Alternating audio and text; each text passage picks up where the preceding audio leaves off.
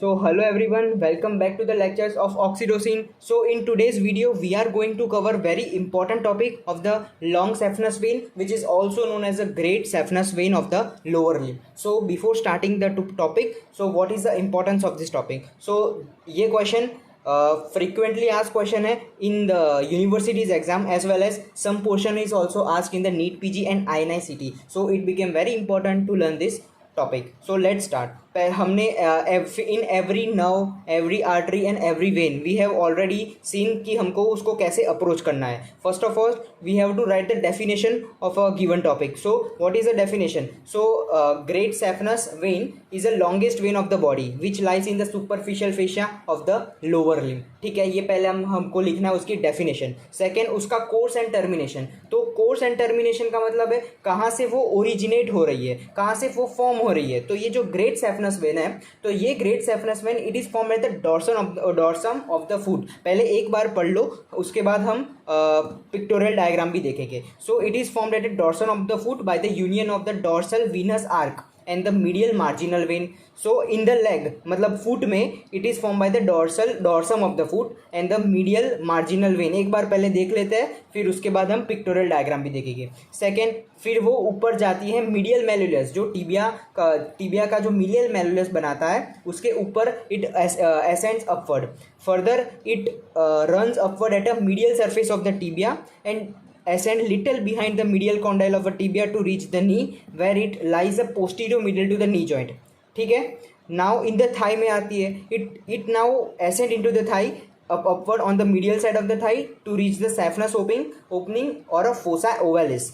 So also जब वो fossa ovalis में पहुंचती है तो we already learn in the first video of a femoral triangle that the saphenous opening is covered by the cribriform fascia. Hence cribriform fascia को अगर हम dissect करेंगे तो उसके अंदर हमको femoral vein दिखेगी. तो this great saphenous vein terminates by draining into the femoral vein. So let's see course देखते हैं फिर से देखो. Now this is the pictorial diagram. So let's see the great saphenous vein. It arises foot में पहले dorsal venous arch and medial marginal vein of the foot हमने पढ़ा अभी. So it starts as it form by the union of a dorsal venous arch and a marginal vein of the foot. देखो, ठीक है, it is form by the dorsum of the foot by union of a dorsum of the foot and the medial marginal vein. तो देखो ये medial marginal vein है. this is the vein which जो drain medial side of the toe होता है ना, उससे drain होती है. so medial marginal vein of the foot and dorsal venous arc दोनों ही union हो गए और बनाएगा starting point of a great saphenous vein. now it ascend upward the medial malleolus. यहाँ पे आता है टिबिया का medial malleolus के ऊपर जाएगा. now it runs upward in the medial malleolus और आता है लेग में आएगा. नाउ लेग में it runs upward the medial surface of tibia के मीडियल सरफेस पे वो रन करता है and it ascend little behind the medial condyle of the tibia. मतलब जो यहाँ पे मीडियल कॉन्डाइल आता है ना टीबिया का, उससे थोड़ा पीछे की तरफ जाती है. नाउ ये जो वेन है, अब वो मीडियल कॉन्डाइल जो टीबिया का है नी जॉइंट के जस्ट नीचे आता है, तो उसके पीछे एसेंड होती है and it reach behind medial condyle of tibia पहुंच गई. Now it very reaches the knee and it lie posterior medial to the knee joint. ये जो नी जॉइंट है ना, उसके मीडियल साइड नहीं होती, ये होती है great saphenous vein. It ascend behind and somewhat medial side of the knee joint. So ये दिख रहा है, ये it ascend posteromedial to the knee joint. Now knee joint में आ गई, मतलब हमने उसका फुट में देखा और लेग में कमेंसमेंट देख लिया. अब now it enters into the thigh. Now it runs into the thigh. Let's see. Now it runs, ये जो यहाँ पे पीछे से आई है, हमने क्या कहा, इट लेग में वो नी जॉइंट के पोस्टीरियो मीडियल साइड से आई है, तो ये पीछे से आएगी एंड इट एंटर्स. अब आगे फिर से आती है. हुआ क्या, लेग में पहले तो एंटीरियरली आई, फिर नी जॉइंट आया ना, तो नी जॉइंट के थोड़ा 2.5 सेंटीमीटर पीछे से पोस्टीरियो मीडियल साइड एंटर हो गई और थाई में पीछे से होके फिर से जब थाई में एंटर होती है देन इट बिकेम फर्दर, फिर से वो एंटीरियर हो जाती है. सो थाई में it enters the thigh and run along the medial side of the thigh to reach the saphenous opening. ये जो है ना, it is a saphenous opening which is covered by the cribriform fascia.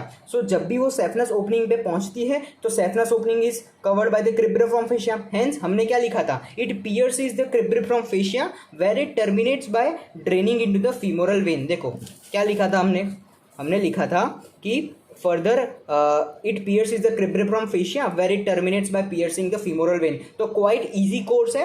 पहले तो foot से शुरू होती है by the dorsal venous arch and medial marginal vein of the foot. ये दोनों यूनाइट होके बनाती है ग्रेट सेफनस वेन की कमेंसमेंट, मतलब स्टार्टिंग पॉइंट. उससे बाद वो ऊपर जाती है मीडियल मेल्युलस के, टिबिया के मीडियल मेल्युलस के ऊपर जाती है, फिर पहुंचती है लेग में on the medial surface of the tibia पे. फिर जब नी जॉइंट पे आती है तो it's light somewhat posterior medial side of the knee. फिर वो एंटर होती है on the anterior surface of the thigh where it runs upward on the medial side of a thigh to reach the saphenous opening. Saphenous opening is covered by the cribriform fascia. So उसको pierce करना पड़ेगा उसको.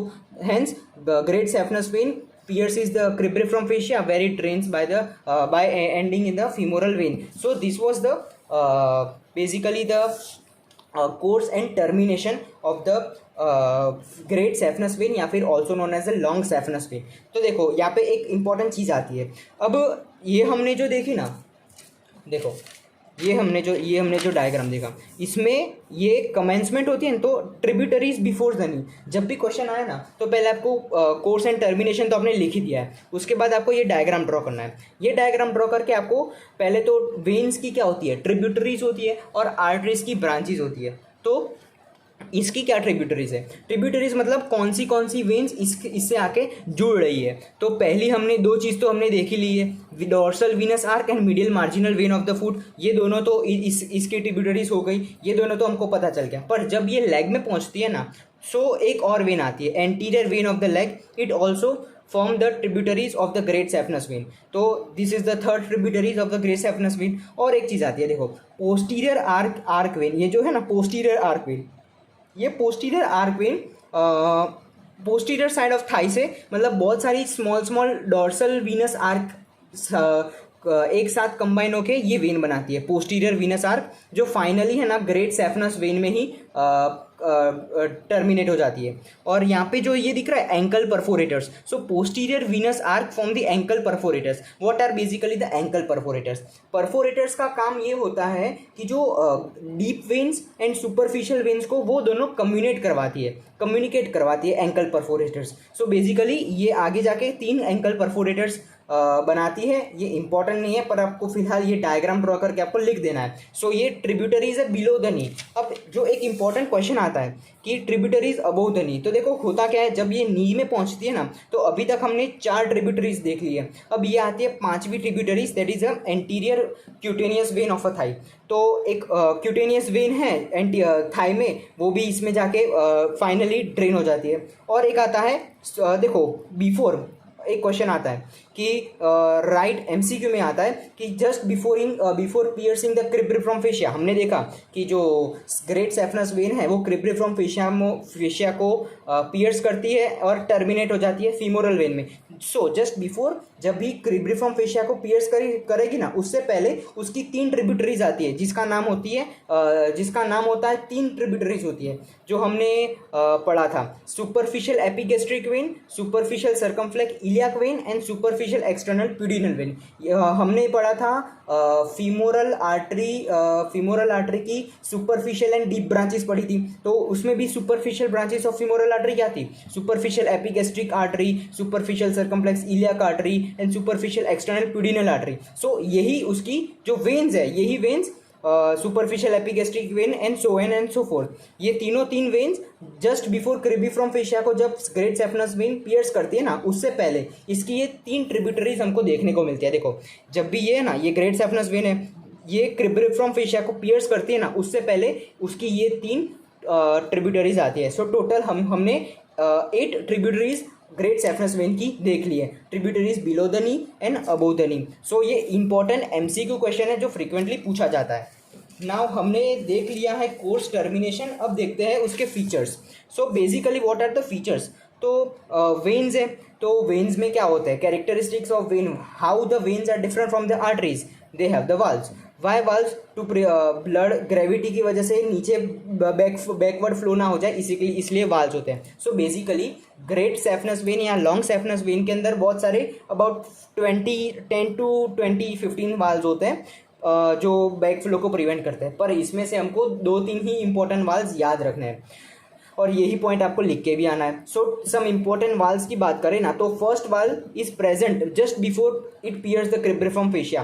तो जब cribriform fascia को वो piers करते हैं ना, उससे पहले एक वाल्व हमको दिखता है, ये एक वाल्व होता है। दूसरा वाल्व होता है एक saphenofemoral valve which is present just at the termination where it drains into the femoral vein. तो क्या हुआ, ये मान लो ये क्रिब्रिफॉर्म फेशिया है, तो उसके अंदर ये ग्रेट सैफनस वेन एंटर होती है ना, उससे पहले हमने एक वाल्व देख लिया just before it form cribriform fascia को पियर्स करते हैं। उसके बाद जब भी ये मान लो ये फीमोरल वेन है, जब भी उसके वो अंदर ड्रेन करती होगी ना, उससे just at a termination of where it drains into the femoral vein, वहाँ पे एक वाल्व होता है जिसका नाम हमने रखा है सेफनोफीमोरल वाल्व।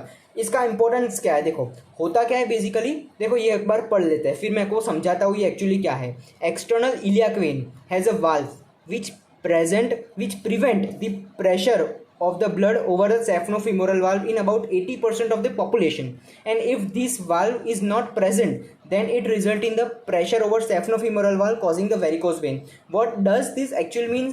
होता क्या है कि जो एक्सटर्नल इलियाक वेन है ना, एक बात बता दूं, जो फीमोरल वेन है ना, इट जब एब्डोमिनल में जाती है it continues as a external iliac vein. So external iliac vein is nothing but a continuation of the femoral vein.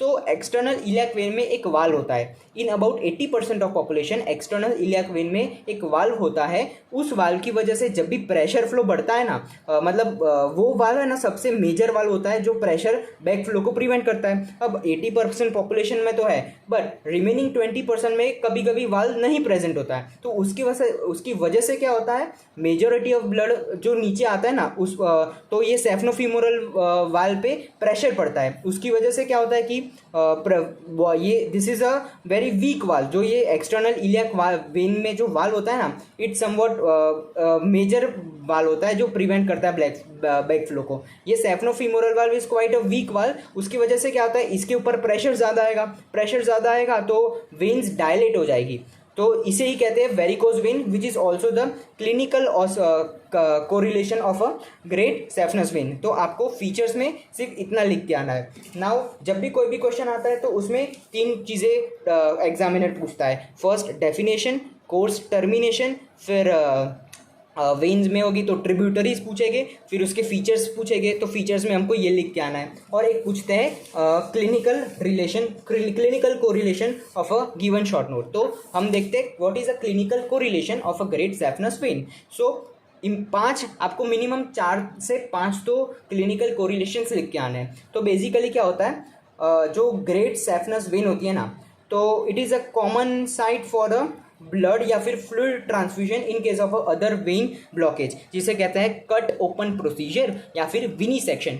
तो होता क्या है बेसिकली, जब भी हमको ब्लड कोई भी फ्लूइड ट्रांसफ्यूजन करना है, तो अगर कोई और वेन ब्लॉक हो गई है तो उससे तो हम ट्रांसफ्यूज नहीं कर पाएंगे। So the instead of using that blocked vein we use the great saphenous या फिर long saphenous vein for fluid transfusion. तो ये हो गया फर्स्ट अप्लाइड एस्पेक्ट। सेकेंड, जब भी कोरोनरी बाईपास सर्जरी होती है ना, so most preferred vein commonly great saphenous vein भी होती है। So it is commonly use as a graft in case of the coronary bypass surgery.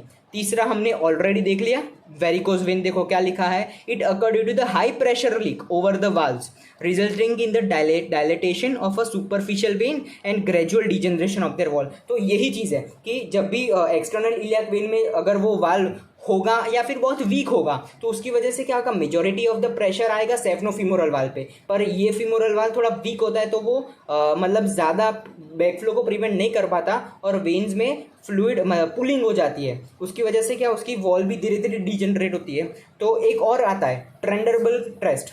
तो इसमें अप्लाइड एस्पेक्ट में क्या आता है, Trendelenburg test, it is done to check the competency of a superficial and perforating veins only. तो this test is मतलब जिसको भी वेरिकोज वेन अगर हमको डिटेक्ट करनी है कि वेरिकोज वेन है उस पेशेंट में, तो हम ट्रेंडलबर्ग टेस्ट करते हैं। तो एक चीज़ याद रखना, this Trendelenburg test is used to check the competency, मतलब कितनी जो वेन सुपरफिशियल और परफोरेटिंग वेन की वॉल कितनी अच्छी तरह से स्ट्रेच हो पाती है, उसके लिए होता है ट्रेंडलबर्ग टेस्ट। तो what is this test about, ये याद रखना कि it is not about examination of the deep vein के एग्जामिनेशन के लिए ट्रेंडलबर्ग टेस्ट नहीं है।